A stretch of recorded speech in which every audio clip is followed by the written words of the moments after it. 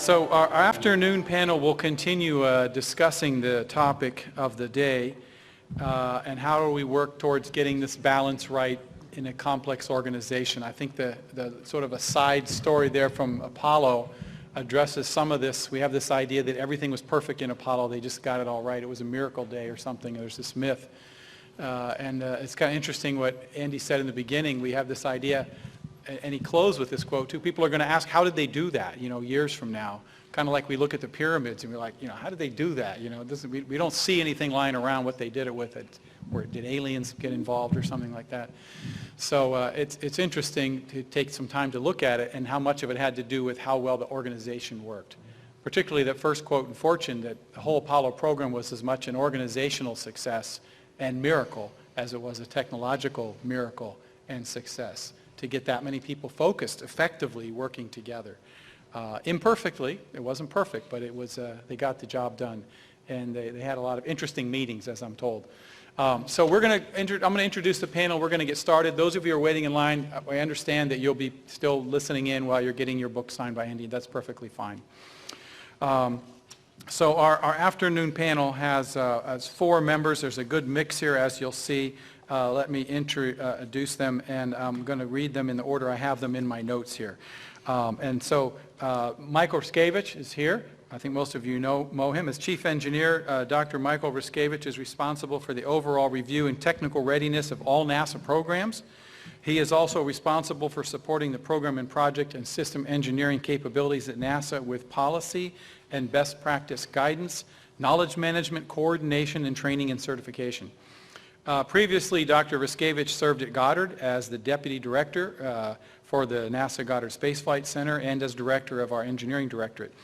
He joined the center in 1982 as a cryogenics engineer to work on the Cosmic Background Explorer mission.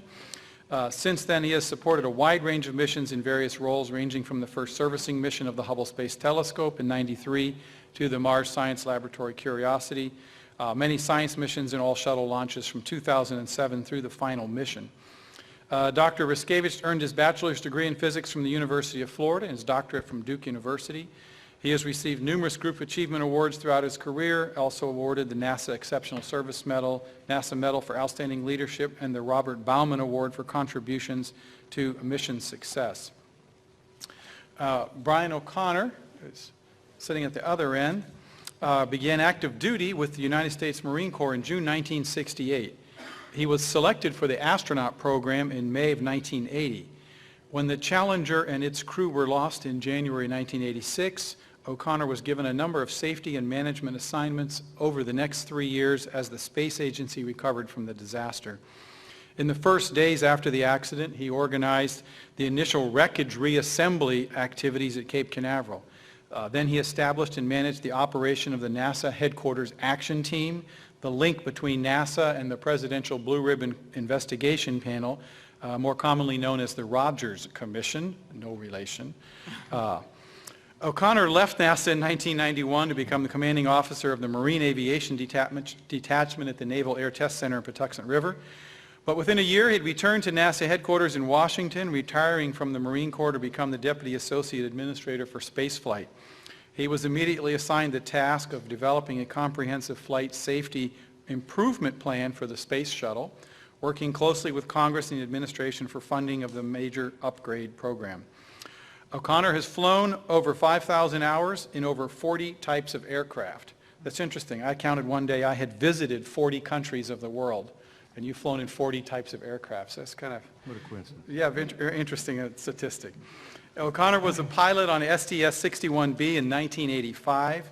At the time, this flight carried the heaviest payload weight to orbit by the Space Shuttle and was the first to deploy 4 satellites. In 1991, O'Connor commanded STS-40, the first space shuttle mission dedicated totally to life science studies. With these 2 missions, he has 386 hours in space, covering nearly 6 million miles in 253 orbits of the Earth. In June 2002, Mr. O'Connor rejoined NASA as the Associate Administrator, Office of Safety and Mission Assurance. In August 2004, that role was changed to Chief Safety and Mission Assurance. In this position, he had functional responsibility for the safety, reliability, maintainability, and quality assurance of all NASA programs. He retired from NASA August 31st, 2011, with barely a year in retirement. As an independent aerospace consultant, he was asked to rejoin NASA's Aerospace Safety Advisory Panel, which he is set to do so, I believe, in the next month. Like Mike Ryschkewitsch, Bryan is a repeat participant here at the Organizational Silence Workshop. And repeat offender, I was going to say, but I didn't. Get it right. Yeah, I got it right. So welcome back to both of you. These two gentlemen are joined by two academics who we've worked closely with over the years.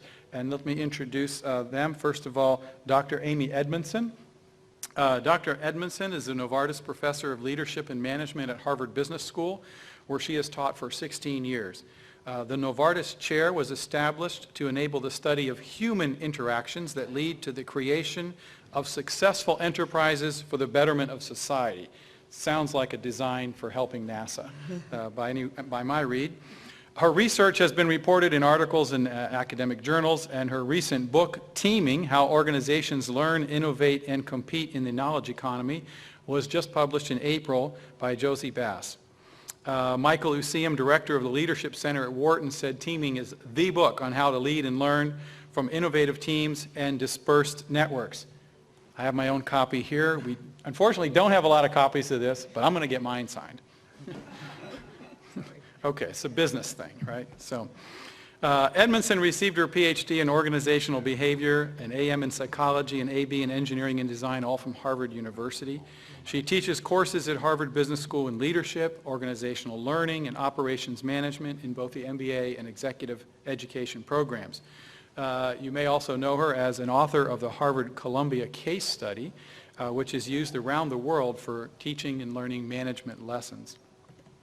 I'd like to also welcome Professor Robin Dillon Merrill. She is an associate professor in the McDonald School of Business here at Georgetown University. Professor Dillon Merrill seeks to understand and explain how and why people make the decisions that they do under conditions of uncertainty and risk. Another sort of made for working with NASA topic.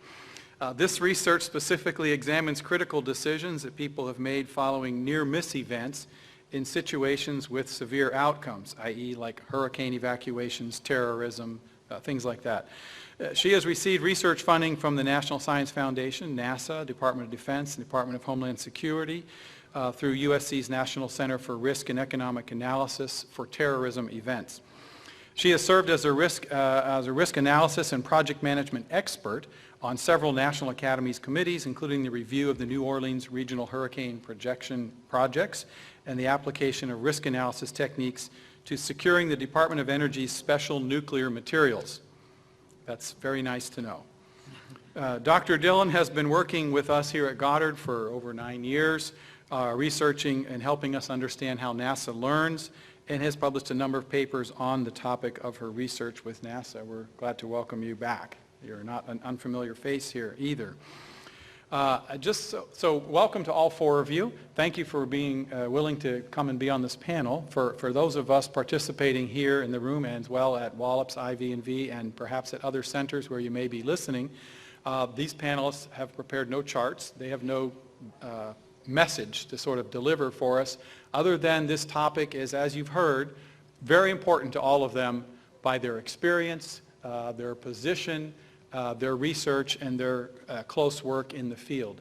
So what I asked them to do, and I'll ask them now as starters, is to just help us understand with a few minutes why this topic is particularly important to you personally from your own sort of experience and work, and then we'll get into some questions that I have as well as questions that you have to try to address this topic of the day in a large sense.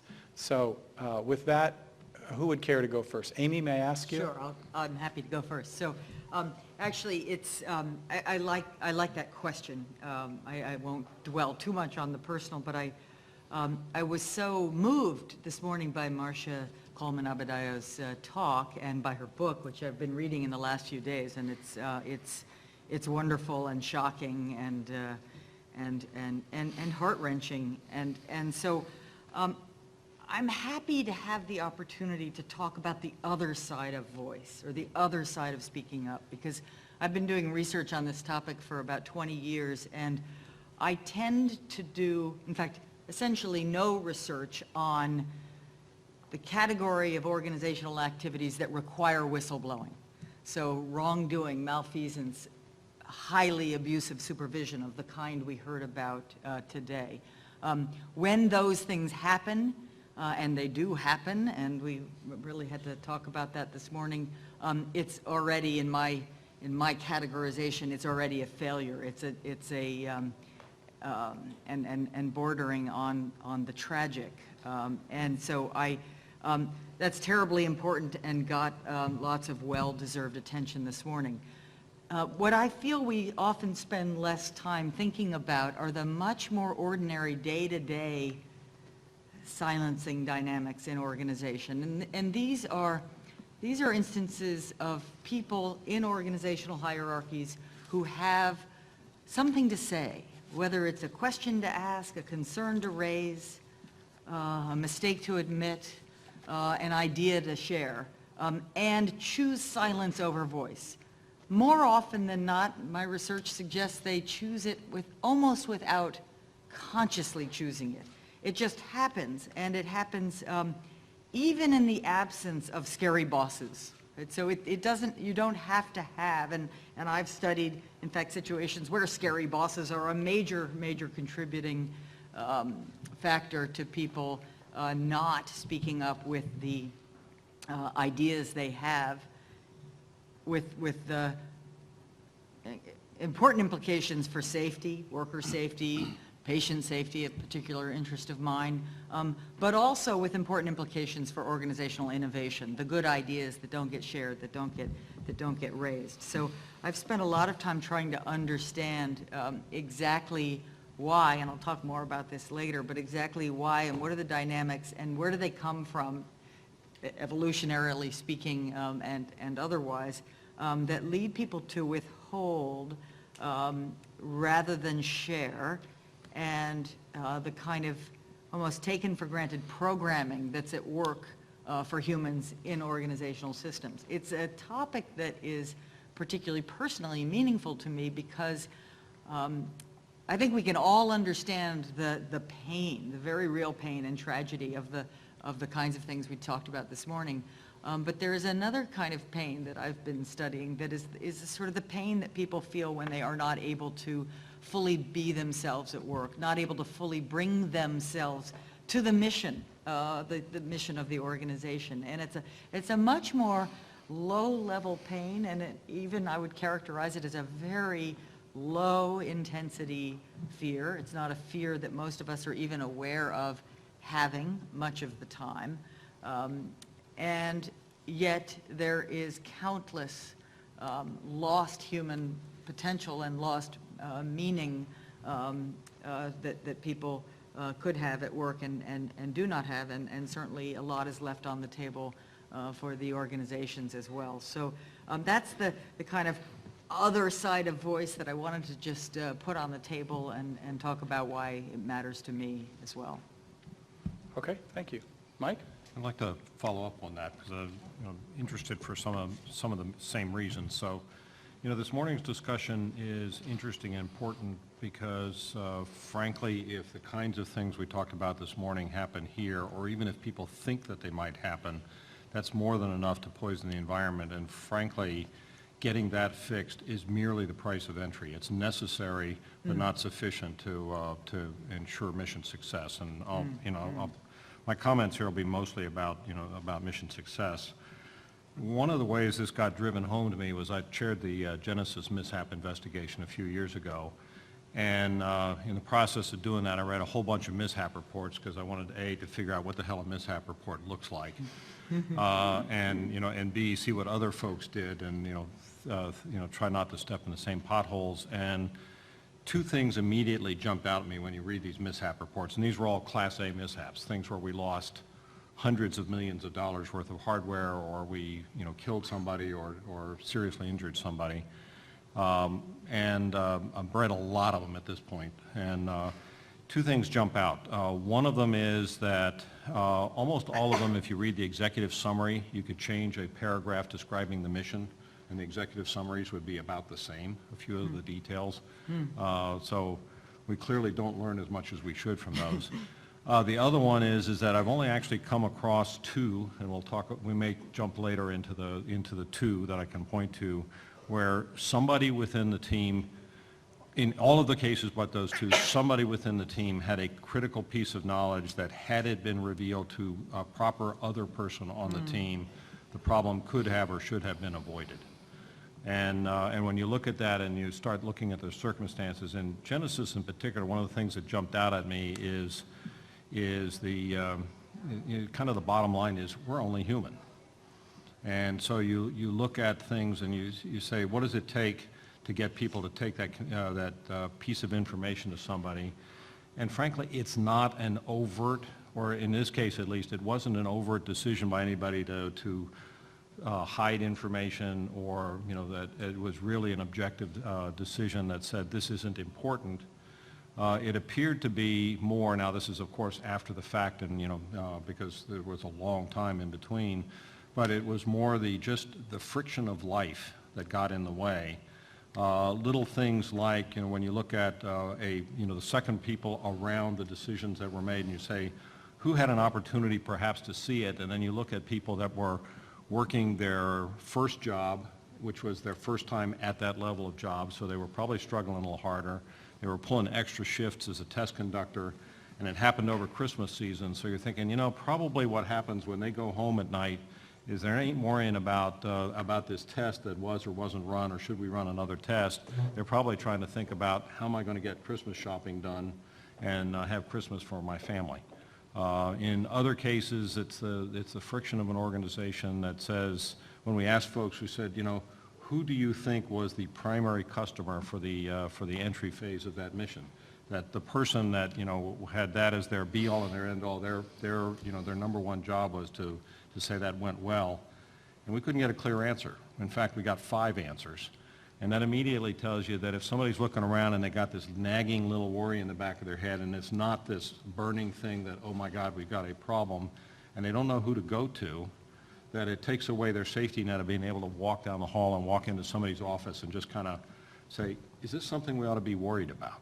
And so again and again and again, you see that just personal friction in teams and organizations that gets in the way. And frankly, when I read other mishap reports, I kept seeing things that looked an awful like that as well. Sometimes it's stress, sometimes it's confusion. So with that, we'll. Okay, Dr. Dillon. So I also don't look at people not speaking out of fear. I actually look at people not speaking because they don't actually recognize it as a problem. And studying more of the cognitive biases, we've done it with some materials we've developed for NASA. Some of you may recognize me as, I think I filled out a survey for her when she was with Ed at some training that I did. We've also done it for hurricane evacuation decisions, that what we show time and time again is that if you take chances and you get away with it, and there's no obvious sign that there was a problem there, then it's likely that you're going to conclude that the system worked. And so how I got motivated to do any of this research was in the early 90s, I saw the person who became my PhD advisor and mentor, Elizabeth Paté-Cornell from Stanford. She came and gave a talk, and she did the risk analysis of the tiles of the space shuttle in the early 90s. And if you haven't seen any of her work, she drew a map of the orbiter, and she colored the sensitive parts of the orbiter, and she said debris is a problem, the debris coming off of the external tank is a problem, and if a big enough piece hits a sensitive enough portion of the orbiter, it could be catastrophic. And she turned this in. She interviewed people at Johnson, she interviewed people at Kennedy, she turned her report in, and really the next time she heard about anything was the day after they lost Columbia, when all of the people from NASA were like, whoa, the press are going to know we did a study of this and we can't even find a copy of the report anymore. And so they were calling her again to get another copy to figure out what that report actually said, because at a time in the early 90s, you worried about it. They were worried enough about it that they hired a professor to do a risk analysis, and they collected the report.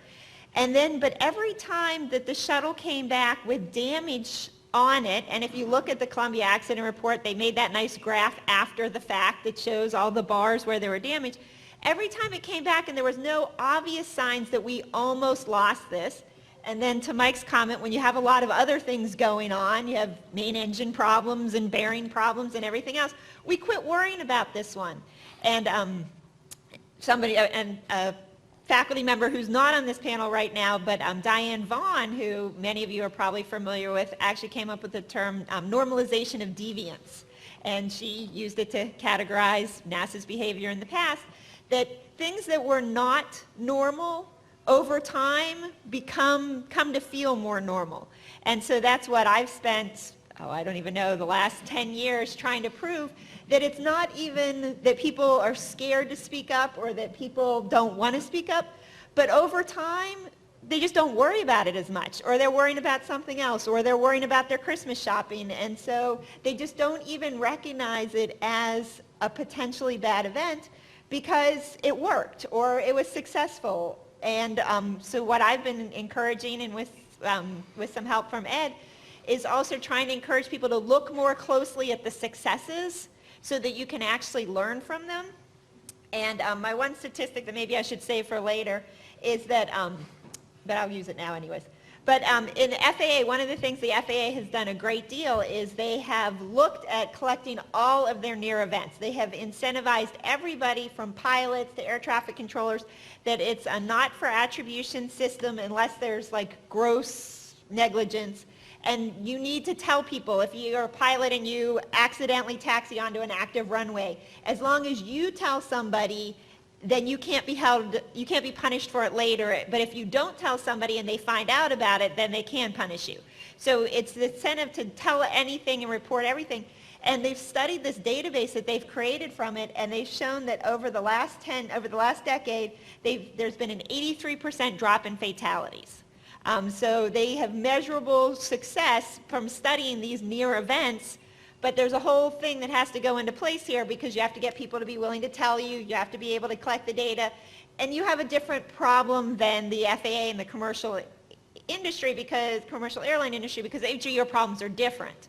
But I still think that there can be success found and improvements made from studying your successes and looking more closely at them rather than just being like, it was successful, let's move on before anyone finds out that those things maybe didn't almost work.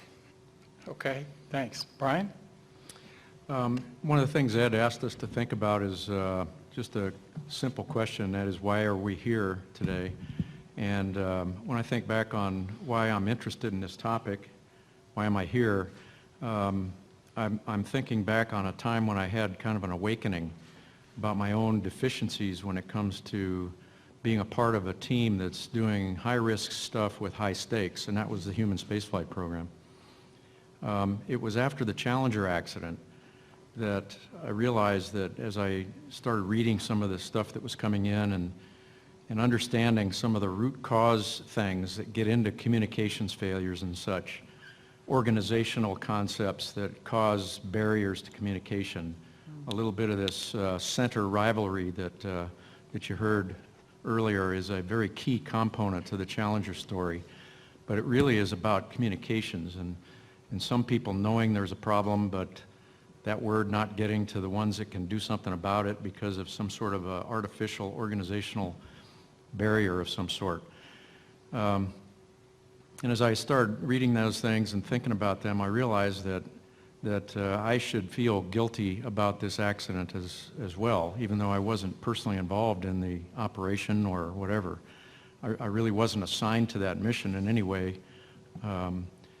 But I lost a lot of good friends there, and I realized that there were lots of times when I was in a meeting or a review where I heard something that didn't sound right, or even worse, I would hear two people talking to one another, but not really. They were talking past one another, not realizing it. And I would sit there and let that happen and not do anything about it. And it was a matter, in one way, it was sort of a matter of my own confidence that this is the time when I, Bryan O'Connor, should stand up and say something or raise my hand. I didn't have the confidence that I held that sort of credibility in the organization. And as I look back on it, I really should have had it at that time. There's no excuse for that, and that's why I felt guilty. There was really nothing that I could remember that applied directly to that mishap that I might have had a say in, but there were lots of other things that I had been in meetings on and hadn't said things.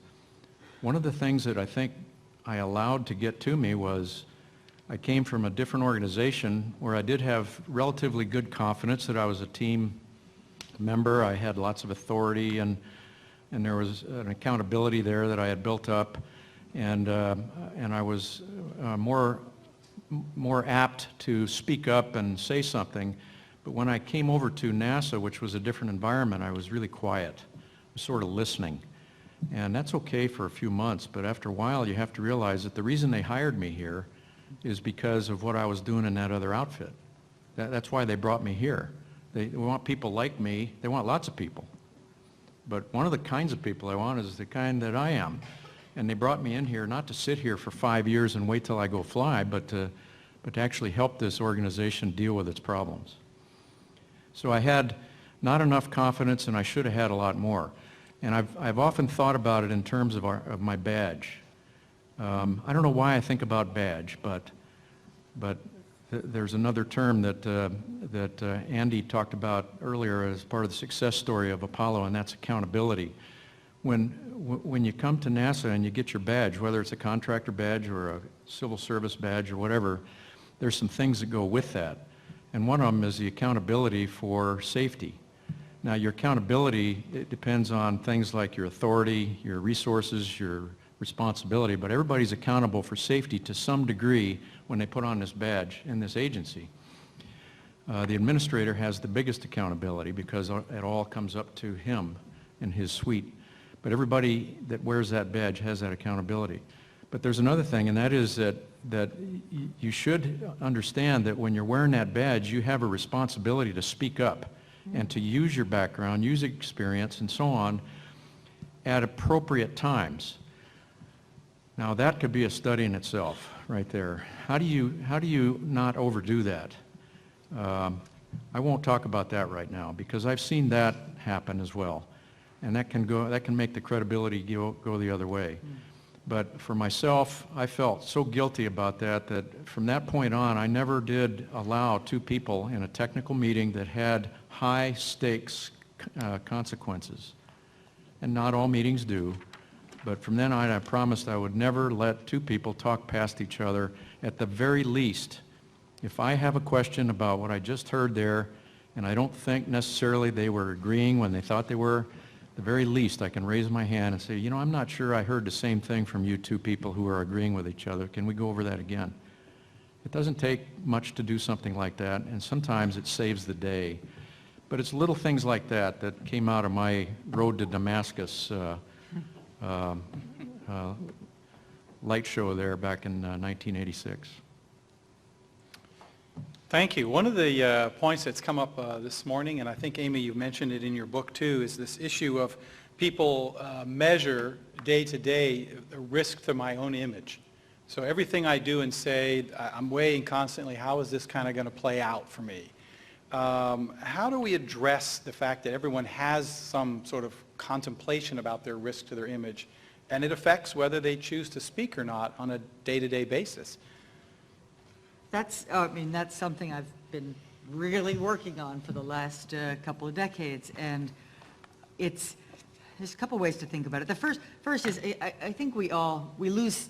It's not that we walk around calculating these things consciously day in and day out. That would be absurd. In fact, we're highly skilled at it. But think about it this way. Nobody, no matter how much you love your job or are committed to the mission of the organization, wakes up in the morning absolutely enthusiastic about going to work today and looking ignorant, incompetent, negative, or intrusive, right? Full stop. We just don't.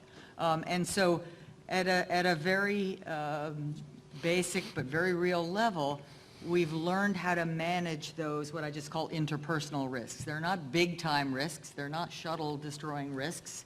until they are, and they're not, related to real wrongdoing, as we heard about this morning. So given the fact that we don't think about these very wrong, but we manage them skillfully, and the easy and skillful way to manage them is simply, don't want to look ignorant, don't ask questions. Don't want to look intrusive, don't do what Bryan just suggested one should do when one observes one of those talk-by conversations. It would be intrusive to do so. The bottom line is you first recognize that this happens. It happens skillfully, relatively unconsciously. The second thing we do is sign up in our own minds to not behave in normal ways at work.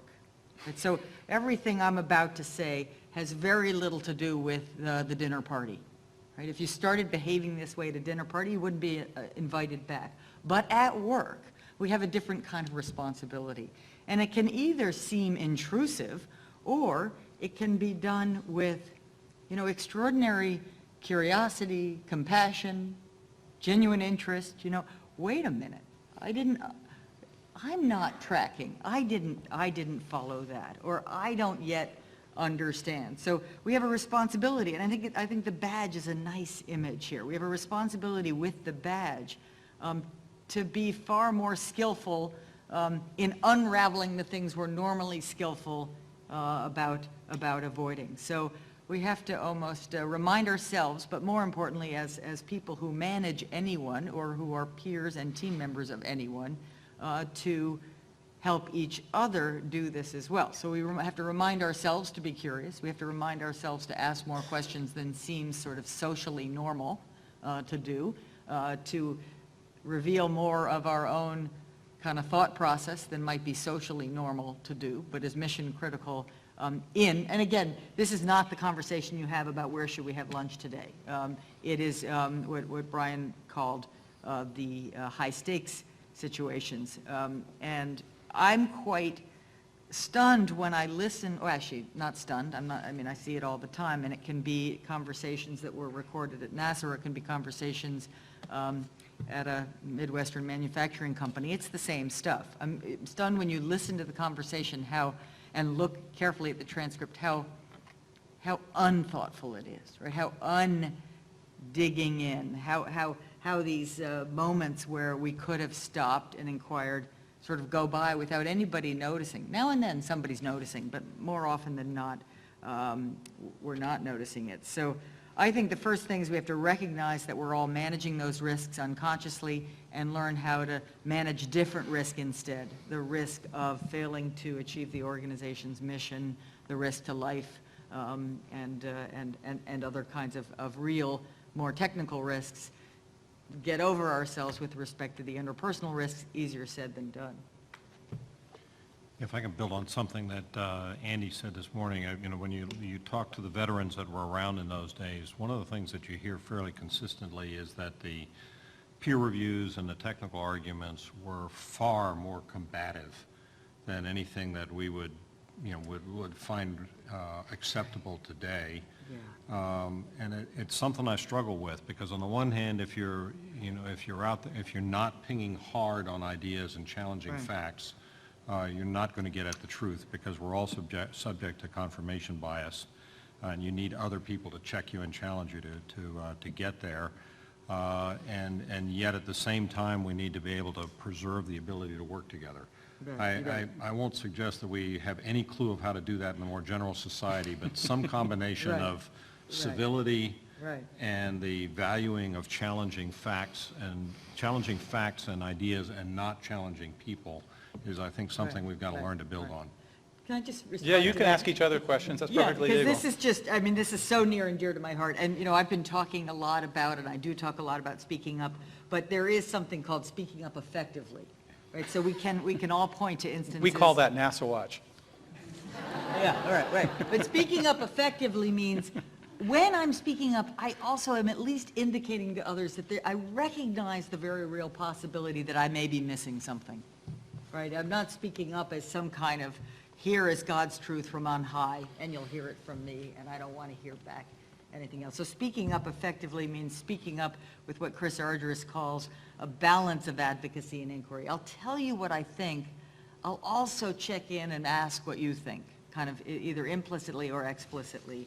And so, and I talk about this, you know, we can't have the situation where we're advising everyone to just yell and scream at each other all the time. It really won't work. It's emotional, it shuts down thinking, it doesn't open up thinking. So I talk about manage self, manage conversations, and manage relationships. And manage self is to learn, all of us have to learn, as Bryan, I think, nicely pointed out before, to be a little bit more self-aware of what our own emotions are telling us, what our own cognitions are telling us, and to think, and to be just, get in the habit of being more skillful about that. Manage conversations is slow it down, make sure we're understanding what we're really saying. And manage relationships is when things aren't hot, and we're not in the hot seat, and we're not in the midst of a big conflict, make sure to be reaching out and building solid, trusting relationships with those colleagues whose connections matter most to the shared mission offline.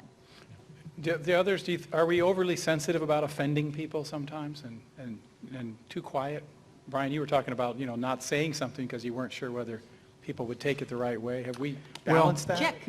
When I checked into NASA and in the Johnson Space Center in 1980, they gave us a couple of jobs to do, and one of the first jobs I got was as a capsule communicator. So I got to work in the mission operations control room, worked on several of the early shuttle missions, and over the there's a plaque over the door that leads into the mission operations control room at the Johnson Space Center, or what they call mission control, and it says, "In God we trust, all others bring data." Now that really was a powerful statement, and I read that every day as I walked in there, and I realized that, you know, they don't want to hear my opinion on anything, do they? I haven't been here long enough to, I haven't been here really long enough to expect anybody to pay any attention at all to an opinion that I might have. But if I bring data, they will listen to me. That's what that thing says. Now, I knew from experience that there were people who had been there long enough to be able to express an opinion or a gut feel. And when I saw who those people were, I realized I have a long way to go. So I think that was more the nature of my thing, is that I'm not sure I have the credibility yet to actually speak up and not be tuned out, because I saw what happened with some people when they spoke up too often, or they spoke up without real data, or they gave an opinion and no data behind it. They just got jumped on, because these were old Apollo people, you know, still in that same mode. The language was more like the Navy than a convent, and you just didn't want to get piled on too early in your career while you're trying to establish your reputation. So it was difficult to figure out when it's okay to say something and when not. I've often wondered about the people that are in these real young groups up there in California, putting together Googles and all these various companies, little companies with very young people in them. They tend to be just the opposite. They bring people in from Stanford University right out of the university, and they want to hear their opinions. You know, in fact, they don't even want to hear their data. That's irrelevant. They just want to hear their opinions. Which way do you think we ought to go? You just been in Stanford. What do you think? Boy, I'll tell you, at NASA JSC, it was not that way. So it was a cultural thing that you had to kind of overcome. Well, yeah, Steve Jobs had an interesting quote. He was quoted as saying, "We didn't hire smart people at Apple so we could tell them what to do. We hired smart people so they could tell us what to do." That's how we were so successful. And it is interesting that it's not that easy to actually do that in organizations. You come in and you get people look around and what are the rules here? Yeah. How do you not offend somebody, not step on the wrong person's toes? And so it's an interesting, you use the word uncertainty about whether to speak up or not. So yeah, if you had some doubt about your data, is this solid information that's relevant to this conversation? I'll speak up. But if I had doubts about it, then I tended not to. It was almost something that, it's one of the reasons we had such long hours, is because people were really trying to do their homework so that when it came to their time, they would have credible data that people could listen to and then ask them to come again. And that was kind of the game we played, and that's how you kind of made it in that environment. We certainly saw some of the roles of whether you do or do not have data and how that plays out in both, of course, Challenger and Columbia Yeah, stories. you saw, there were a lot of words about that in the Columbia accident investigation. Yeah, yeah. Do you have data on this? There were, and the Challenger as well. Let me see the data. You remember the, who's the guy that does the, how to do presentations? Tufte. The Tufte thing on Challenger, and how if they had maybe drawn the charts differently, they would have made the point better. But that You know. means you've got to be able to play with data together. Yeah. Yeah. Share your ambiguity and be able Yeah. to discuss it rather than you tell me what the answer is and I'll say yes or no. Yeah, it's But I interesting. really think that Amy hit on an important part of this. When it's time to talk, a little bit of humility can actually help sort of grease that uncertainty that you got in there. If you just say, now look, I don't have all the data. You know, in other words, I'm not coming down like Moses from the mountain here where I got all 10 of them. I've got 7 or 8 things here. 7 or 8 You suggestions. know, and I think it might be, yeah, suggestions, right.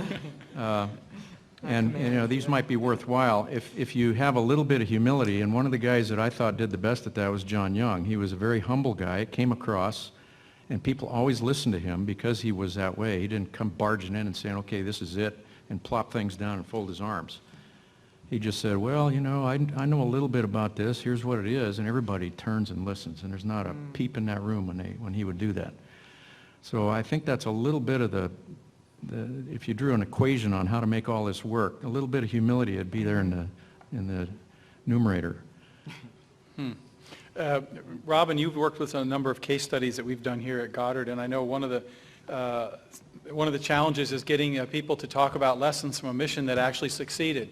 In fact, I was challenged by a project leader, unspecified, who asked me literally, why are you sitting in my office? My mission is working.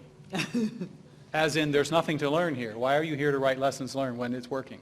Which is a sort of an assumption behind this idea that, you know, go to the people who failed, and I certainly don't want to be in that category. You know, my mission's working. How do we get, you know, to the point where you're talking about where we learn from things that actually worked? We didn't blow something up, but if we can learn from those, hopefully we'll have less disasters.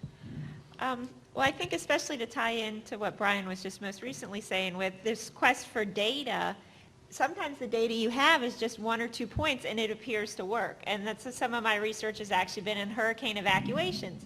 And you know what? Those levees were just fine all the times up until Hurricane Katrina. So if they're looking at all the data from all these past storms, where they're trying to decide whether they're going to have a problem with Hurricane Katrina, that data is not really going to help them. Yeah. And so what people need to do is sometimes even challenge the data that you have. And I think that the most important thing is really the incentives, that somehow the person who's saying, well, why are you in my office? I'm a success. If they could get past that and say, well, is there anything you think somebody could learn, or is there anything that you would do differently? And so it's about the incentives. And so an organization that's well known for doing this well is Pixar. And I'm sure everyone in the room has seen at least one Pixar movie, and some people have seen a lot of them if they have small children. But they've arguably had a really good string of successful movies. But rather than walking away from their movies and saying, we know how to do this, after every Pixar movie, they said, what would we do differently? We need to come up with 10 things that we would do differently the next time. Rather than just saying, Cars 1, Cars 2, Toy Story 3, let's, crank out the next one. They still look at their successes because they still can do better. And I would argue that that's what helps contribute to them continuing to have a better than average or better than lucky success ratio in the movie industry. So it takes a leadership. They decided to do that from the top, taking time to stop and reflect on what they've actually learned, even though it worked. Even though it worked. Even though that movie, Toy Story 3, perfect, but what can we still do differently? Okay. I So, think you also had a couple people other put people hands questions? up at If you some want to have a point, question, but- please come up to a microphone, and I'll be happy to take you for a question. Does anybody at Wallops or IB&V have a question?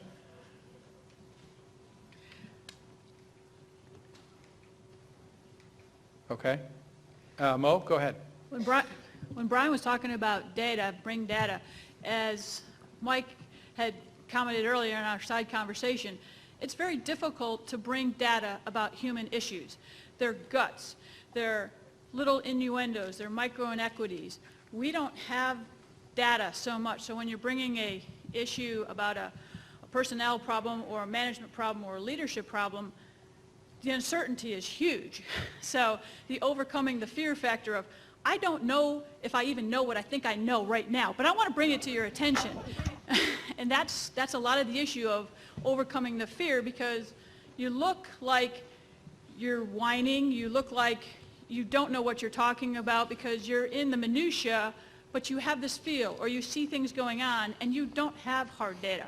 How can we overcome that to get over the fear factor?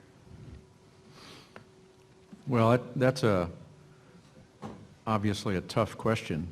When I went to, I'll tell you why I say that. When I went to the safety school in 1972, it was a 10-week course that the Navy put on, and out of that came maybe what they called aviation safety officers. The first 6 weeks was engineering stuff. You know, what makes airplanes fail, what makes wings come off, what does a fatigue crack look like in a wreckage, how do you investigate an accident, all that kind of stuff. Then the last 4 weeks I thought was really tough. It was how to look for precursors to accidents on the human side.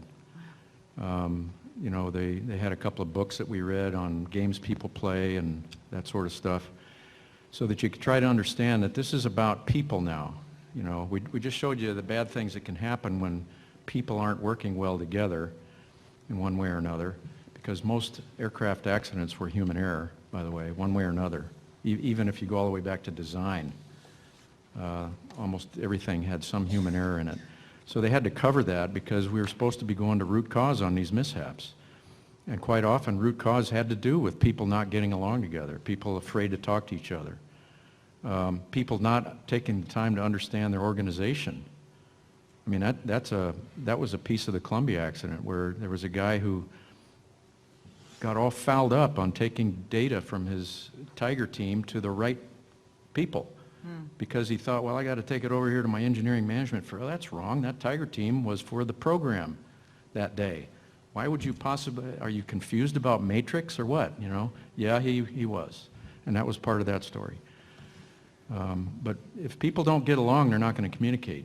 And I'll tell you one company that knows that pretty well is Southwest Airlines. They have arguably the best safety record in all of aviation.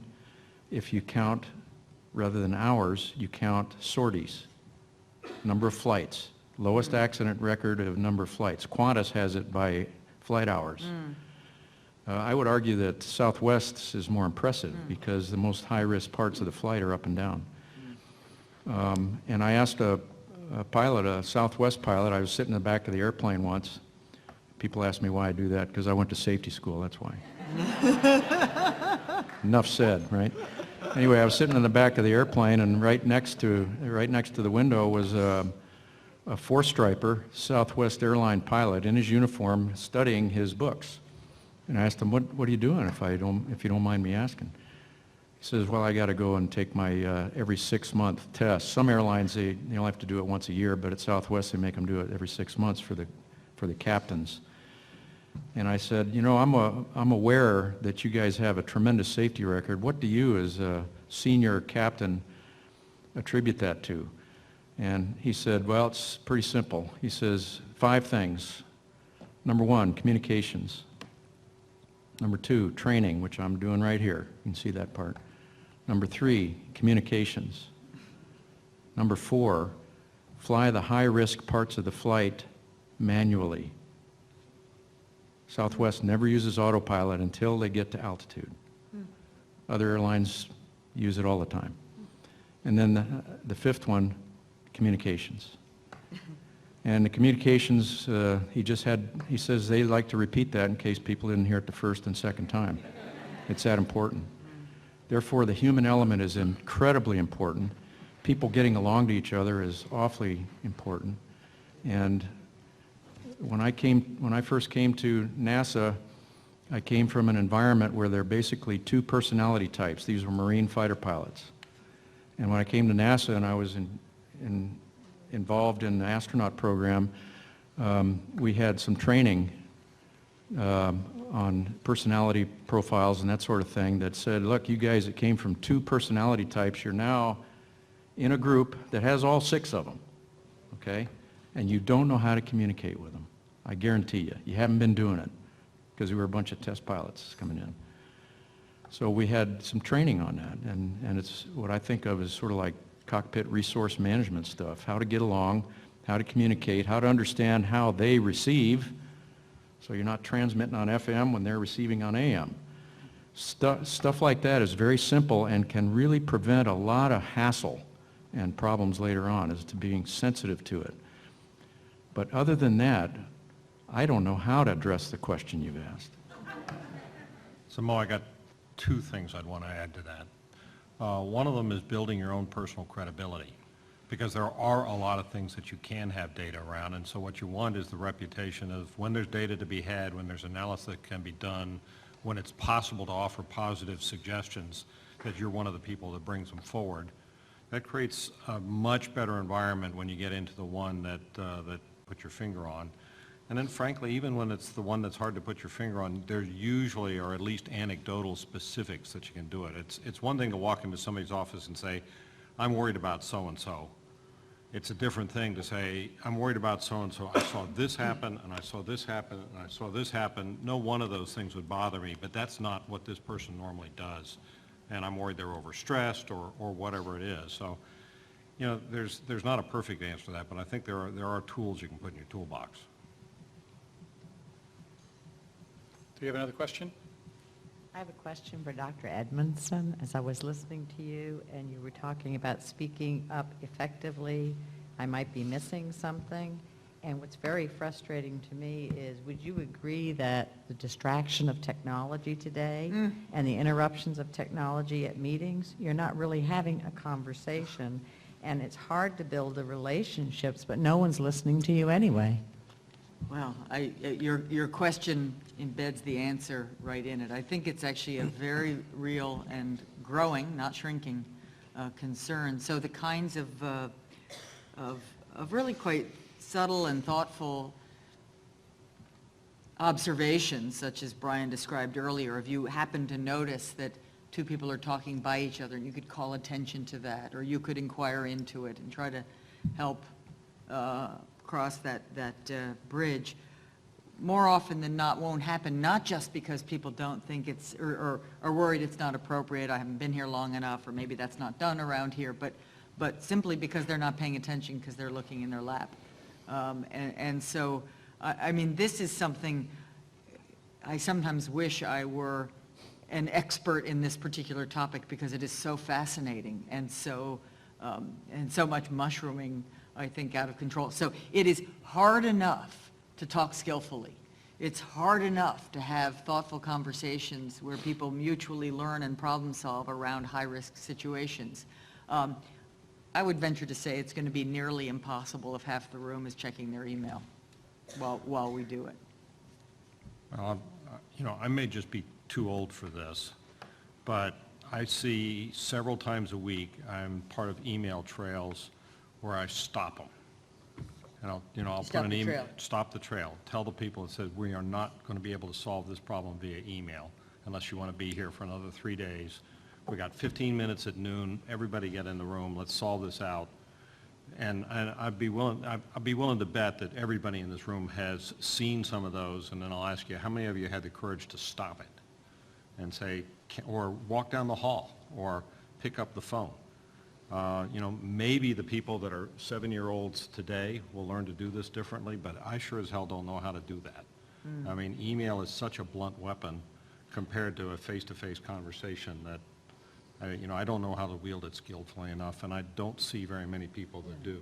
But you're also not, when you're doing email, you're only half paying attention to it anyway. Yeah. So, I mean, which means in the face-to-face environment, you're only half. So you're half in the meeting and you're sending a half-baked Right, email. right, Neither exactly. one are So really neither getting one it. is any good. Neither one's any good, Yeah. but we're communicating more. Right. But We're it- more but it- efficient. Right. It's true even when I'm thoughtfully trying to craft an Then you email. still need to get together. Yeah. Yep.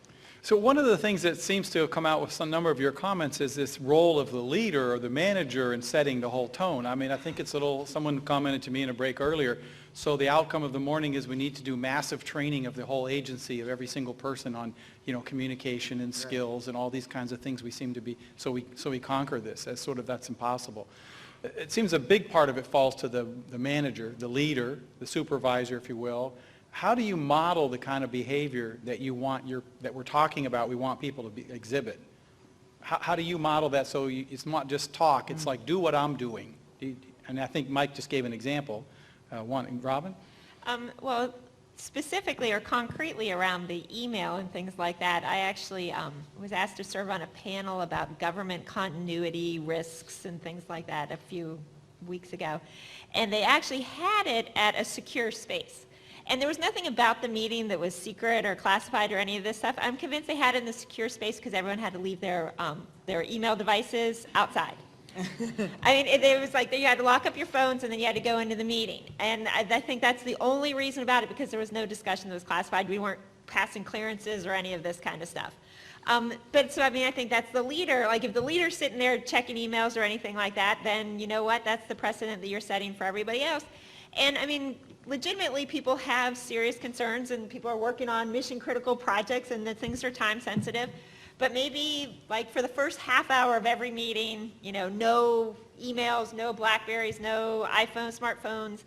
And then, at quarter to the hour, we'll all take a break and then everyone can go do what they need to do and check on their message or something. But sort of the leader has to set the culture, and the culture has to be one that people can work with.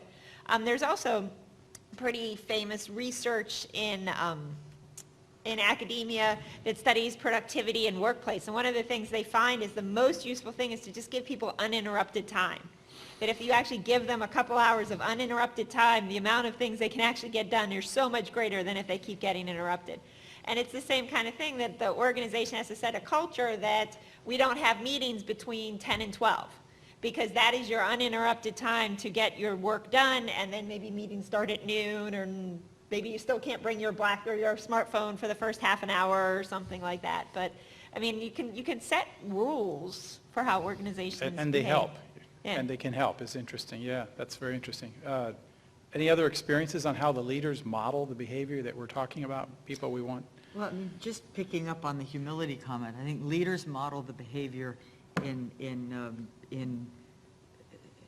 those kinds of behavioral ways as well, in terms of, I spend a lot of time thinking about psychological safety, which I simply define as experiencing at work a comfort in offering one's ideas, concerns, suggestions, and so forth, that it would feel relatively more natural, relatively more expected, relatively more okay to do that.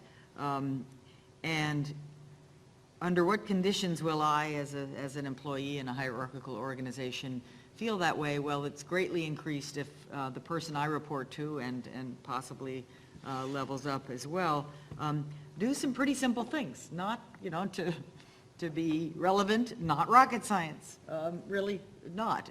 Simple things like framing or calling or naming the encounter, the meeting, what we're doing here together, as problem solving or as learning, right? As opposed to the implicit frame, which I think is the default frame is we're here to get something done, to rush through a checklist, to get our work done, to execute, as it were. But we need to spend, if we really need these great brains together in a room to do something, quite often, it's not simply to check in on something or to push something forward, it's really to learn. And so framing the encounter as a learning or problem-solving encounter.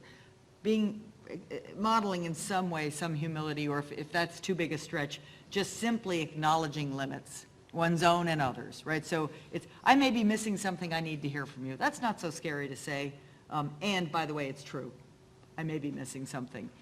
Because the funny thing about that as a manager, as anyone who's a manager, knows most people who are managers, knows that they're not infallible, or that they know they're fallible. And other people know they're fallible, but the other people don't know that they know. Right? So just now and then, letting them know. Right? Does that make sense? Right? So you know you're fallible, they know you're fallible, they just don't know you know. Which sounds like you have to Yeah. once in a while admit Yeah. you make a mistake. Right, and it's individual, and it's also organizational, kind of continually, especially at NASA, reminding people that we don't know everything, right? That there are limits, there are uncertainties, there are risks. I mean, we all know that they're there, but we don't name it often enough. And then I think the third thing is, we talked a little this morning about the open door policy. An open door policy is meaningless, really. A door can be open, door can be shut. It doesn't mean anything unless, if you're actually standing by that door, you see people going in and out. And when does that happen? It only happens, I think, when the invitation is quite explicit. It's not, hey, I'm here when you need me. It's Mike, what's on your mind? Robin, what's on your mind? You know, so really, because the voice calculus gets reversed as soon as I'm asked for my thoughts. It is now, I look more foolish not speaking up than speaking up, so I will be likely to speak up. So it's not enough to just kind of say I'm open to input. You have to demand it. You have to go out and get it. One of the things I know that came up after Columbia was this idea of making sure we hear people in reviews, you know, the comments from like Wayne Hale and stuff, taking time to go around the room at the end of a meeting. Exactly. I mean, we can do that. Is that as a tactic? Do we really have a confidence we're maybe going to hear all the things we need to hear? Right. Or is it just a little bit of a help? I think it's a very powerful tactic, right? Because it's even, you know, Rodney Rocha in the same program that you were interviewed in said there was this moment where Linda Ham looked around and it was like, it's okay to say something, but I just couldn't do it. He says, I'm way down here, she's way up here. Now, that is such a vivid description to me of this phenomenon where it's not enough to just pause. Right? Just pausing doesn't mean loud and clear, I need and want to hear from you. It's got to be, hey. And not just does anyone have anything to say. I really think you got to sort of go around and ask for the concerns, especially. What are we missing? Because then you're actually asking people for their creative side. You know, if I say, what are we missing? My competitive juices kick in. I want to be the one who figures out what we're missing, rather than the kind of pain in the neck person who's stopping us from ending this meeting on time. Well, one of the stories I like is Napoleon's Corporal, where he had this guy that was, he was a corporal, and he would invite him to sort of sit off to the side whenever he had his general staff in to make plans for the next battle. And that was one of his ways of making sure that the communications were complete and that everything had been said, because there's only so much the leader can do to elicit. You know, and so this was a little technique he used. Grant, by the way, did this with Eli Parker. If you've ever heard the term Grant's Indian, same thing. There's one trusted person on your staff. You say, I want you to listen to everything in here, and then when you're done, you and I are going to talk, and you let me know if we miss something. And the story on Napoleon's Corporal was that he would ask him, do you understand what we just said we're going to do in this battle? Because they've just been over the whole thing. First we're going to do this, then they're going to go over there, and then these people will come in, and the cavalry, blah, blah, blah. And after it was all done, any questions, everything on the table, it's quiet. They'd all leave. Napoleon's corporal would come over and they'd ask him, do you understand everything there? And if the corporal said, no, I didn't get that second part. I got the first part and the third, but the second, I just didn't get it. He'd call him back. It was just sort of a little technique he used to make sure he had complete calm. Yeah, I would add that I think asking the question in the big meeting is important because it sets the table that says, I want to hear. But oftentimes, you've also got to create safe space elsewhere. And maybe elsewhere is also earlier in time. Because I think we all know the launch train phenomena, and the closer you get to launch, the harder it is to stop anything, and the threshold starts to go way up. So sometimes it may be before the big meeting is getting the folks that you know are a little closer to the front line than you together and say, what are you hearing? Are you hearing anything that's bothering? I know Bryan did that with his SNMA folks before every shuttle FRR. I did it with the engineering directors. Normally we went out to dinner. Fuqua, who's the Mars program manager, said that, in the run-up to this launch, he scheduled lunch with a senior leader, a key person, 20 key people in the team over a period of 3 weeks, and he bought lunch every day, took them off-site, and had lunch and just talked. And because he wanted to look them in the eye in a quiet environment that was just one-on-one and hear what they were thinking and what they were saying, and whether there was anything else that, was just niggling behind, in the back of their brain to see it. So I think there are a lot of ways that you got to create safe space for folks, because pretty damn intimidating if there are 200 people and all the senior leadership of the agency in a room. It certainly can be. It brings up the question of one thought that I've heard from folks is, here at NASA you get one shot. You could raise up an issue, pull the red chain, so to speak, cause a big havoc, because I think we're going off the rails. You get one shot to do that. But if you're wrong and actually, nothing happened, it was false alarm, so to speak, no one will listen to you anymore. You're now so everyone's sort of weighing that. Is this worth it or not? Before I go and speak, I don't want to, take my one bullet and use it, and it doesn't work out to be really a mission saver. So it kind of begs the question, what do we do with people who speak up, bring up an issue that's very legitimate from their point of view? We have to go off and raise it and look into it. It turns out there's nothing there, or there was other information, we cleared it. Then what do we do? We thank them. Yeah. That's the difficult thing, because that's what's in the back of people's minds. Well, if I get it wrong, and that was You discussed. really have to, though. I mean, Uh-huh. I thought Gerstenmaier was great at this. We occasionally, Mike and I, would have reviews and meetings where somebody wanted to appeal something to the next higher level. And even when he and I did not agree with that person, we gave them the chance, because we have a process in place at NASA that says if someone wants to appeal, they have that right, and they can go as high as they want. So you ask them that. Okay, we don't agree with you. Do you want to take it higher? Yes, I do. Okay. Gerstenmaier was happy to hear it. And at the end, he thanked the person, even though he didn't agree with them either. And I thought that was a pretty nifty way to handle things. I hadn't seen that in earlier times. There was a lot of fear of the program manager being the king, and you got to be real careful what you say to them, because then they'll never ask you to meetings again and all that. But I didn't see that more recently with this leadership in the shuttle program. I thought it wound up with some really neat techniques for encouraging and not killing the messenger. Yeah, Gerst had also a way of being his own Napoleon's corporal. Yeah. Because what he did, which I thought was really effective, is when you had the end of a discussion, when he thought he's heard of people, when he's asked whether other people have things to bring forward, he'd replay the whole discussion that he'd heard and say, this is what I think you've told me, and this is the conclusion I would draw out of that. Yeah. And he'd be looking around the room, and he'd be asking people, did I hear you what you intended to say? And make sure that there's that reprise and it was in the room, so that you knew there was one last chance to do that. So. And go beyond. I'd advise going beyond a yes, no. Oh, yeah. Too. Yeah. What am I missing? Do Can we I have any questions? introduce another term to the equation for good comm? Yes. It's a small t, but it's the word tact. I'm not saying that it's really important. I don't think they had any of it in the Apollo program, but I think in most cases that is something you have to take a look at, and I'll show you an example, or tell you an example that I thought was pretty neat. When Mike Griffin became the administrator, he went to his first flight readiness review for shuttle, and he was sitting in the front row like he always does, looking at his BlackBerry during the flight readiness review. Well, at that time, there was a rule in the flight readiness reviews that you don't bring that stuff in there.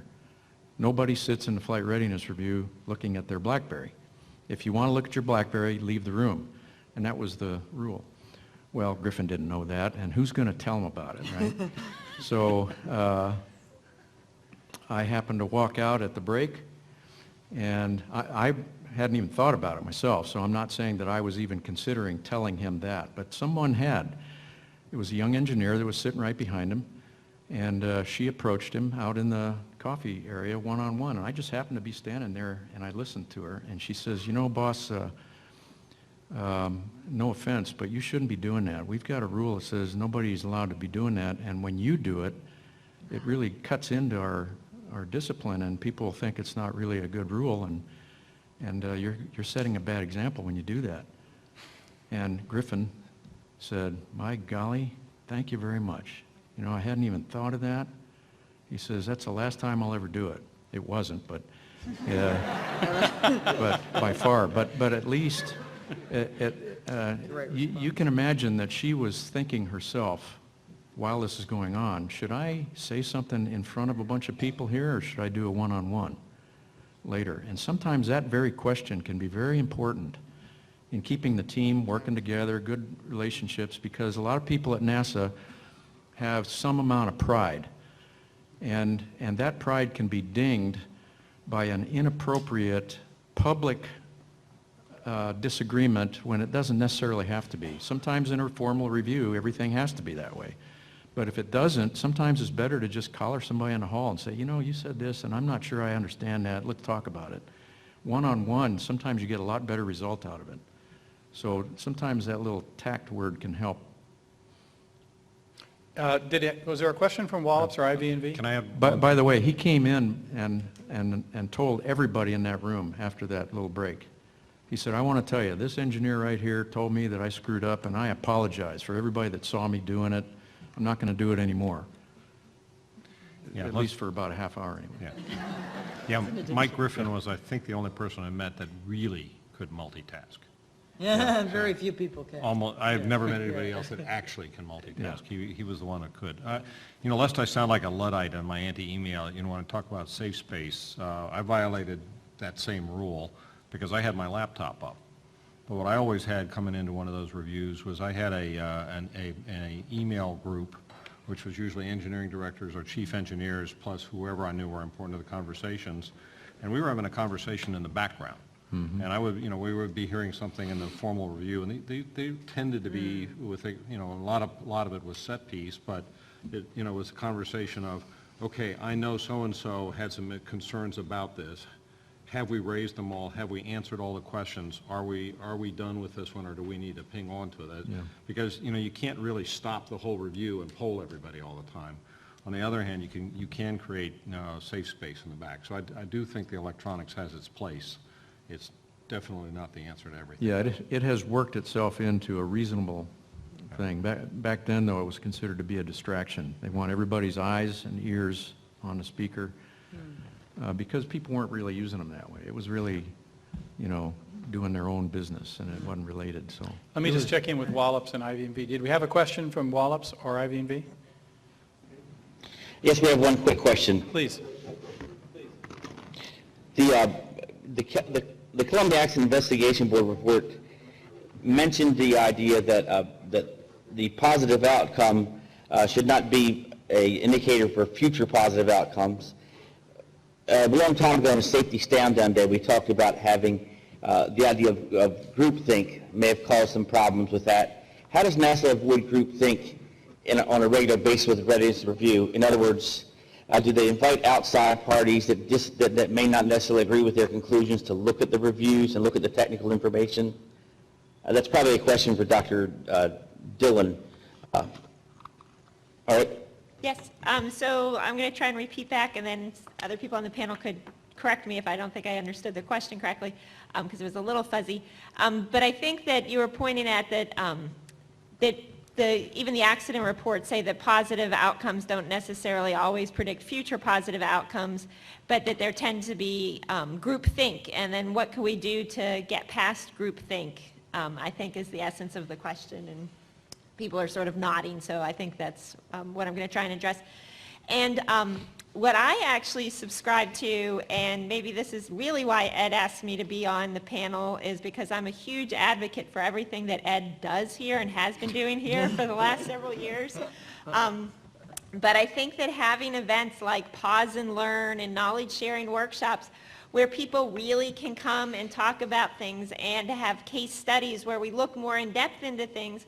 So I've been at enough of these kind of events where people are more self-critical. Yes, I know my mission was successful, and I've seen you lead case studies, and I've seen Bryan up on panels before where they're talking about different events and really looking at them and questioning them.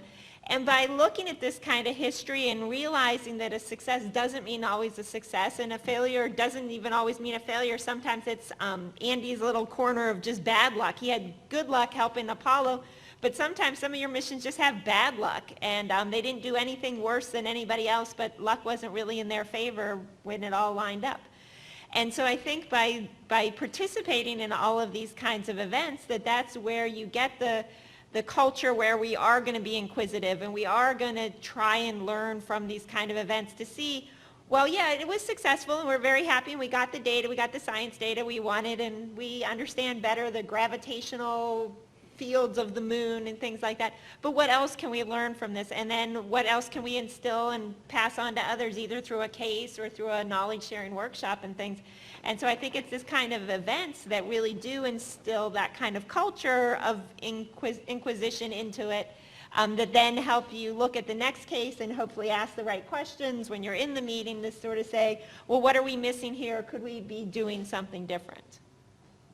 So, Robin, I'll ask you a question. It's really easy when things went bad to find the conversation that didn't happen. How do you identify within a team the conversation that did happen? I'll amplify, because when I look at Goddard's success chart, there's this beautiful little chart that lists all the successes over the years, and they're mostly little green boxes.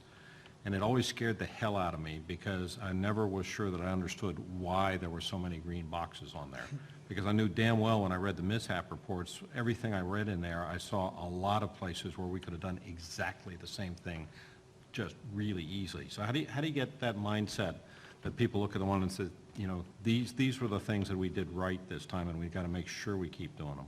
Well, I think, you were talking about talking to the engineers and finding out what they're concerned about, and the person going to lunch the day before, the month before the launch, and talking to each person and saying, what are you worrying about?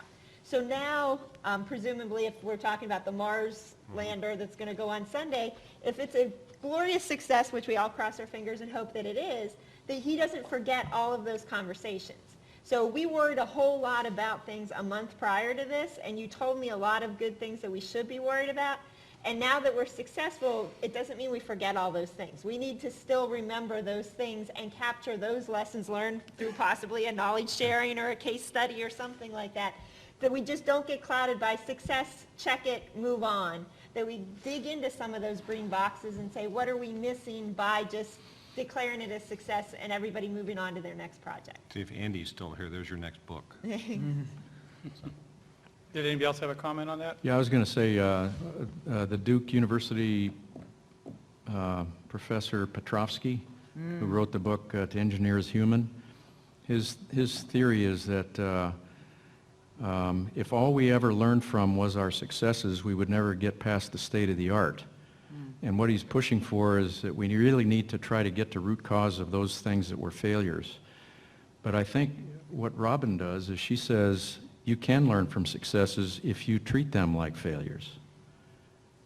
Because you probably had some close calls. And when you have something called a close call or a near miss, even in NASA's accident investigation policy, it gets the same treatment as if it were a failure. And you can find stuff that almost bit you and learn just as much from that as you can from the other. So I think it's good stuff. Just going to add, it's not always so clear-cut that something's successful or failure. So in the case of Columbia, yes, there had been many foam strikes before. No, there hadn't been one this large, although we didn't know that for sure. I mean, didn't know how large it was for sure. But it's almost, one of the things that happened, one of the dynamics with Columbia was that it gets coded as a success in the sense of, well, everybody came home safely. But really, it was a failure all along. I mean, having bits of debris fly off and potentially hit the orbiter was a failure all along. So in some ways, coding it as a success prevents the deep dive root cause analysis We had a discussion of the Columbia last week with Ed Hoffman and his group, and people were asking this question about why didn't they look into it, for these reasons. And it was a simple way to think of it. If we'd never had a foam strike, period, right, zero, and we had that foam strike, as ambiguous as it was, right, they would have stopped and figured out what it was. right, Right. Because it was first one. Because it would have been novel. So fact is that the other foam strikes did in fact impact the way we treated that piece of data. Right. Which is easy to illustrate. Seen it And before. no one disagreed with me whenever I asked that question. Right. Yeah, ask yourself when you're only one car length behind somebody on the Right. beltway. Yes. Right. Is this a smart place to be? No. Believe me, on my bike, But I've I'm done well it aware before of and I'm still alive. Yeah. that. We have a question here from Exactly. Gail. Yeah, I'm going to try to be cogent on this because it's a little complicated and muddled in my mind. An assessment I hold of this culture is that there's a very large commitment to achieving consensus in most contexts. And by that I mean defining consensus as everybody wholeheartedly or at least strongly supporting whatever the decision or conclusion or action is.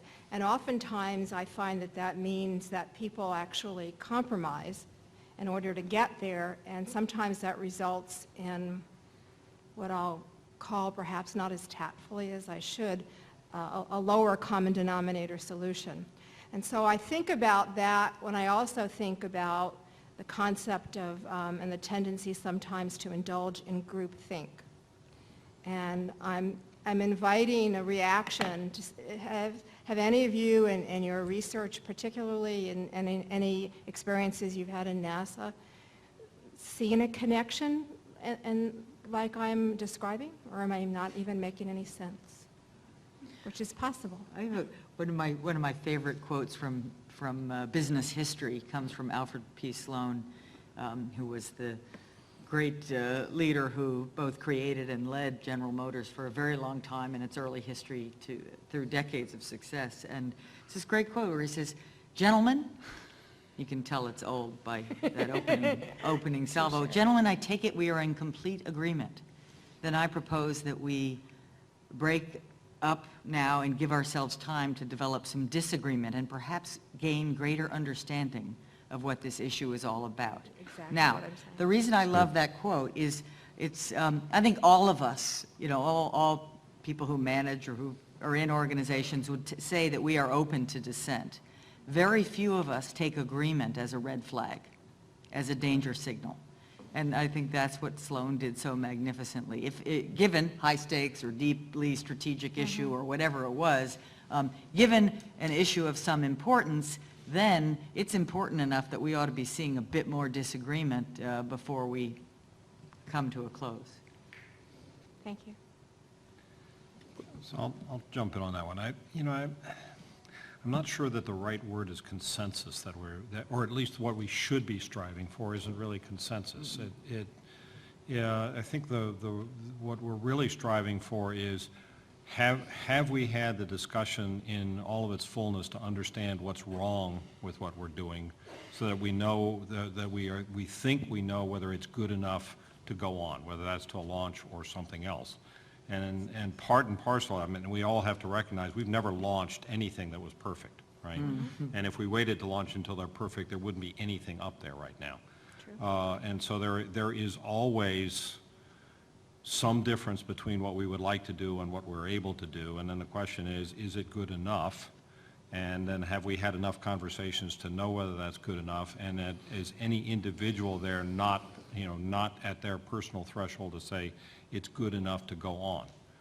And sometimes it's, maybe I don't have all the information, but I've put all of my information out there, and I believe that the people that have to make the decision have heard it in enough fullness to consider it in with all of the facts. So to me, that's the kind of conversation we should be having. And when you get to the end game, when people say I'm go to launch or whatever it is, that's the question that they're really answering is, have we had that full discussion? Has all of my information, am I personally, are we good enough that we're far enough above my threshold that I don't feel that I need to raise this issue further, either to the next level of decision-making or call the conversations happening? So, that's a fairly high standard. And yeah, there's easy danger to take the easy way out and look around the room and say nobody else is opening their mouth. Are we done? Do I want to personally get out there? And frankly, I think that's the place where you've got the role of the people that are in the decision-making role and the leadership role, is to make sure that they're pulling that out. Is there something else out there? Leading by example when, in the previous meetings when somebody brought one up in that thing is thanking them and saying, you know, you helped us here because we know better where we are than where we were, and frankly, making damn sure you don't do the negative. You shoot one messenger, and there will be 1,000 people out there that won't speak up. I mean, that's where the huge danger, and sometimes it's, you know, it's the not thanking, sometimes it's the not explaining why you're doing what you're doing, even though, you know, everybody else told you not to do it, and going on with that. So I don't know if that's helpful. No, it is absolutely helpful, because I think sometimes we either don't think to or don't take the time to make our thinking transparent to other people. And if we were to do that, it can actually have a very powerful impact ultimately. So thank you for that. Certainly in the dynamics of meetings, which I know some of you have looked at, the longer you get into the meeting, the dynamic changes. So you have an hour meeting, the last 5 minutes, if we haven't come to an agreement, there's tremendous pressure to relinquish your position, or as you said, come to some kind of consensus, which may not actually be the optimal decision of the group, but the time is telling us we have to do something before the bell rings. And it's easy to get caught in that. I mean, you see it in all kinds of situations. And it's hard to stop. Otherwise, we have to meet again next week. Yeah. You know, because we haven't solved the problem. So let's get some solution better than none. The other eds folks wrote a case study on STS 119 where we went to FRR 3 times because we twice came to the conclusion that we didn't know enough yet. And that doesn't feel very good. Well, which gets to another whole question, you know, we get in a lot of these cases that you've been involved with as Bryan, where we try to get into the discussion of not just did we get the decision right or wrong, we called the foam right or wrong, how did we actually go about making the decision, because that will apply to our future decisions on a different case. And that's a lot more difficult to do than just rejudging a decision someone else made in the past. Yes, Robin? We'll get you. We have a couple questions in a second. Go ahead. So an article that Ed referred to before is we actually wrote a Harvard Business Review piece on recognizing near misses last spring. And on the chance that it was going to come up in conversation, I wrote down our 7 recommendations, and I'm not going to talk about all of them, but just the first one, our first recommendation was pay careful attention to high pressure. And that's basically, that's what Mike was saying, when you're getting really close to the launch actually occurring. And one of the things that we actually talk about in the article is that NASA screensaver prior to Columbia that was counting down seconds on everybody's computer until the space station core was complete, and that everybody was so focused on that. And the other anecdote that we talk about in the article is the BP Deepwater Horizon, and that every day that they did not have this well capped was costing them $1 million in overrun fees. And so yes, they had an engineer on the rig that could have done the test to tell them that there was a problem with the well, and they skipped the test. He was even there. They didn't even have to get him there, and they still skipped the test because they were trying to rush to get this done because every day was $1 million overrun. And so I know I don't have good concrete things, except my recommendation is always about awareness and being able to recognize it, but especially being able to recognize it when you do get under a lot of schedule and budget pressure, and really being able to step back and say, would we do this differently if we had more time? And that's sort of the question that you want to ask is that, yes, we're supposed to launch next week, I know that, but let's for a second say that we didn't have to launch next week. What would we actually do if we had more time? And then how is that different than what we're actually going to do? I think that's an especially apropos comment for this community because, frankly, one of the luxuries that Goddard has always had is you've never dealt with planetary launch windows. And you now got 2 missions sitting in front of you, Maven and OSIRIS-REx, where you're going to have planetary launch windows, and they are a different animal. And I think, one of the things that does is it puts a lot of pressure on forcing the discussions early and making sure that you have them and do them, because you can't get to that last day of the window because you're going to launch something, right? And so there's lots of runway now. There won't be a lot of runway when you're sitting on top of a rocket. So. You ready for another question? Who was Sarah? Go ahead, Sarah. My question is, I'm curious to know what the panel thinks about highly complex organizations where certain chunks of highly skilled and very educated people are not necessarily the folks that are doing the science and the engineering. And then we've got the very technical science and engineers, and yet these two groups are working together to bring about mission success. And the highly technical folks need the non-scientists and non-engineers to do their jobs in coordination with the technical side of the house.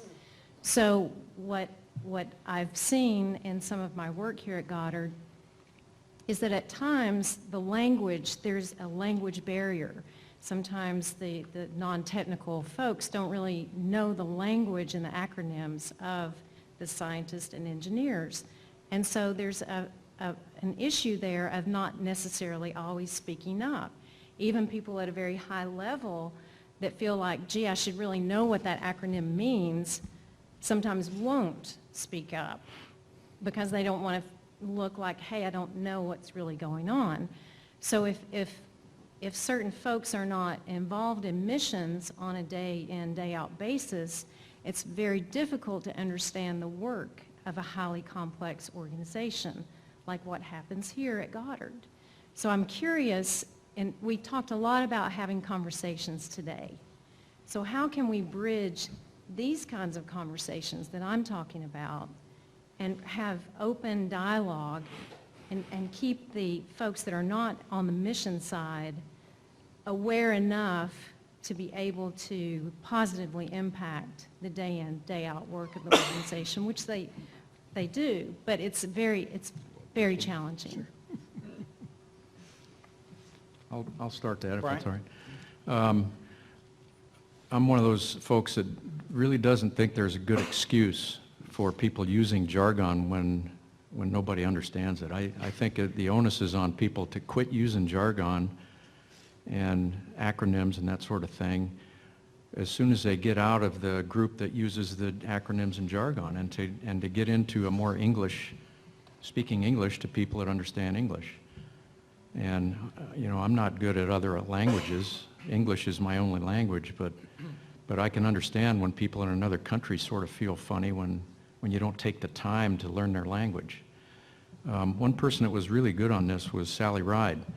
And we just lost her last week. One of the things that I thought was great about Sally Ride was that she was a really good communicator. She was not what I call a blabbermouth. She was pretty quiet, but when she spoke the right language to the right audience. And everybody felt like she was talking to them personally and never speaking in jargon or over their head or whatever. And yet she could turn around in another environment with other people who are very deep into some engineering thing, and if she was aware of their jargon, she would use that. I've used her as an example to engineers lots of times at NASA when I read some gobbledygook that comes across in an email or a memo where an engineer doesn't feel like it's important to communicate very well in writing, because if it was, they would have put English classes in the engineering schools, right? Well, Sally was one of those people who went and got her bachelor's degree in English literature, and she studied Shakespeare, and she became quite a good communicator as she went on and did her PhD in physics. And I've often thought that would really come in handy for a lot of our engineers to at least acknowledge that they're not very good communicators, and that people that they're talking to may not necessarily understand what they're saying because they're not speaking in English, and to work on that. And I think that sometimes we leave that out. We do a lot of technical education in NASA, and not enough speaking and communicating type education in NASA. Anyone else? I'll just add one quick thing, because I think Bryan further underlined why this is very problematic and at times even dangerous. And just the one thing I want to underline is make it discussable. Right? I mean, this is clearly an issue. It's clearly an issue that people recognize and understand. It's got to be one that we actually do talk about. It's got to be not only okay, but maybe even an object of some humor and good-natured sort of jabbing when we get off on that in that wrong direction. And an example of that is I was once talking to a woman who was actually a former director of Johnson Space Center, who then actually left NASA and went to the Department of Energy, and obviously a very technical person, but switched fields dramatically and obviously switched acronyms. And I believe she came in as an assistant secretary level, so a lot of people were reporting to her, and she basically put a cup on the desk and said that anyone who uses an acronym had to throw a quarter in the cup until they Great. quit It's using the great. acronyms, Yeah. because she obviously could handle all the technical information. She was a very technical person, but you have a whole new set of languages. And she was the boss, and she didn't want to keep saying, I don't know what that is, I don't know what that is. And so she basically said, every time somebody uses an acronym, you have to throw a quarter in the cup. But she got rich. Yeah, what she should have told him is, you have to tell me what all the words in the acronym are, and if you can't, you got to throw $5 in. Ooh, Yeah. that's a good one. Yeah. That's a even good better. one. So my But make it discussable. Yeah. My wife works at NIH, and she went to a seminar some months ago, and the speaker was talking about autism, and, the definition of autism has evolved over the years, but the speaker's comment was that when she was talking to an audience of scientists and engineers, about 90% of them would be diagnosable in some form of autism. So, but if you're a non-technical person, a non-scientist and engineer, the almost universal trait in scientists and engineers is they love what they do. And if you ask them, they will explain it to you. Now, Yeah. it may be more than you wanted, Yeah, it's true. but they will explain It's it to true. you. I mean, there's no problem getting them to talk about what they do. Physics lessons from Sheldon. Yeah. Yeah, yes, absolutely. I would like a question over here, thank you. So I think this is a question of mechanic for the NASA guys. I've seen the JSC decision-making process illustrated loop with feedback. And in addition to the ability to kick your minority report upstairs, there's also the option to write down your minority report if you're one of the dissenting opinions on the decision that's made. So my question is, are these things written down? Do people take you up on the option to write the minority report? And if they are written down, are they collected anywhere? Because these things could be more valuable than a whole bunch of lesson learns. Yeah. Well, the policy for them is written down in Mike's policy documents on how we do program management. The dissent process is pretty well laid out. Each program has to follow that, and they take that and then they apply it to their own approach. In the shuttle program, everything was recorded. So, for history, all those flight readiness reviews, including the dissenting opinions who were asked to come to the microphone so they could get their stuff on tape. So, yeah, I'd say that's a program I had some experience with, and I thought they did a good job of that. Yeah, now, the question is whether you can get access to all of them, because things like, the alternate opinions that are brought to a control board for a decision on something, they'll be all part of the documentation of that control board. Getting your hands on them or doing, some kind of a search to find them is not going to be easy. The higher level ones, like, the run-ups into a shuttle process or the safety and mission success reviews are all recorded, and they're accessible, maybe not trivially accessible, but they are accessible. And then there's a case where, the example I used was the dissent from someone who was way down there at 4 or 5 levels down. In one case, it was a contractor, and these dissents found their way up. But sometimes it's just a matter of the actual decision forum itself. Somebody used the term consensus. When I looked up consensus, I was looking it up because I was trying to figure out what is the protocol of this board they're setting up. Somebody was setting up a decision board. The Navy folks had told me that we were misusing the term consensus. That in the Navy, they had another term called unanimous consent. And there is a decision board in nuclear Navy that has a protocol of unanimous consent. In other words, the decision maker must have everyone agree before the decision maker can write down and accept that decision. At NASA, we tend to have consensus fora. And consensus literally means you try to get unanimity, but it's not necessary. The consensus is the process, but it doesn't mean you have to have everybody voting okay.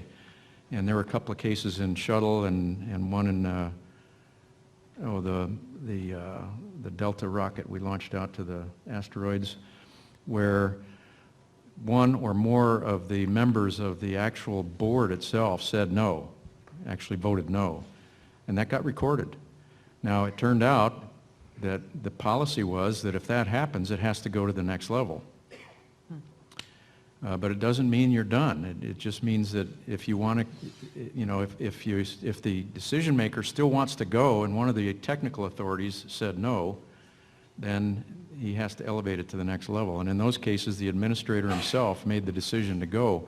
But on the record there is the no votes from those board members. And anybody can look it up. Do you have a question? Okay. Does civility have a role in all of this? I think so. I mean, frankly, it sets the stage. It's the underpinning. You know, okay, if you grew up in a culture in the early 60s and you were Max Faget and you know, you're in those conversations and the culture you lived in says it's perfectly fine to tell people no way in hell we're doing that as your opening salvo in a discussion, that's one thing. That's not the world we live in right now.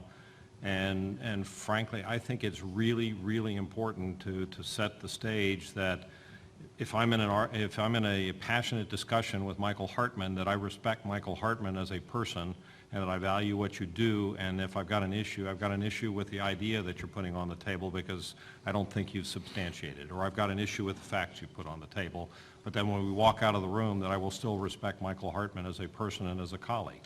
And so I think that in the world we live in today is a absolutely essential underpinning to having that conversation, because it creates the safe space in the conversation if you can build the trust that that's fundamentally who we are and what we do and how we respect and value each other. Well, a lot of times I tell the safety and mission assurance people that their job is to be skeptical by definition. When they put on a safety badge, that means they must be a skeptic. They have to be the people on that pyramid that are asking, what if it doesn't work? That was a pretty key piece of that pyramid. Yeah. And that's their job. Well, that's a skepticism, which sometimes, over a period of time, and depending on pressures, personality, what's going on at home and so on, there's this line between skepticism and cynicism. And skepticism, to me, is just, hey, I don't know that I trust what I just heard you say there. Cynicism is, hey, I don't think I trust you personally. And as soon as you get from that skeptical outlook to a cynical outlook, you become poison to the team. And I think that's a tough line to draw. It takes supervisors watching for it. It takes peers saying, you know, you were kind of getting in there in that meeting, you were kind of putting one leg on the skepticism and one on the cynicism side of that. You might not want to take a day off or something. And because it's a tough thing to do, and you can really blow your credibility as a safety guy, skeptic, when you start pointing your finger in somebody's face like they're the problem rather than their idea. Thank you. Yeah, I will tell you that I've actually had to remove somebody from some important conversations because they had gone way over the line on the cynical side. And that was a very hard thing to do, to make it clear to everybody that it was because they were disrespecting the people and had gone to a full cynic, and not because of the ideas.